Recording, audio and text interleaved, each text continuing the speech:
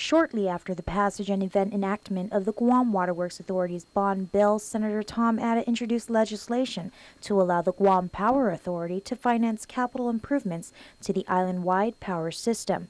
Consolidated Commission on Utilities Chairman Simon Sanchez. GPA is hoping to borrow $100 million between now and 2015 for additional capital improvements, much of which is related to complying with the Clean Air Act. Sanchez says GPA has some small generators which require about $5 to $6 million worth of repairs needed to be completed by May in order to stay in compliance. But that's not all. We have other needs that are related to finishing the smart grid and some other improvements to transmission and distribution and a big overhaul at one of our Cabris units so that it remains efficient. Adding that all up, GPA will need about $28 million now, which he says in 2015 would be paid off as a part of the $100 million borrowing. So the bottom line is we want to borrow about $100 million over the next 2 years.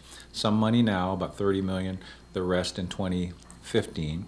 And this will help us comply with US EPA requirements and continue to upgrade the system. So what does that mean for ratepayers? The borrowing, we're happy to report, would not require a rate increase because we have enough money in our current rates to pay for this $100 borrowing. Sanchez says this is possible because starting in 2015, some of GPA's older debt will begin to retire, and GPA will go from $60 million in debt service to $40 million a year for the preceding 3 years, and in turn those savings will be used to borrow the $100 million. Reporting for Guam's News Network, I'm Jolene Tovit.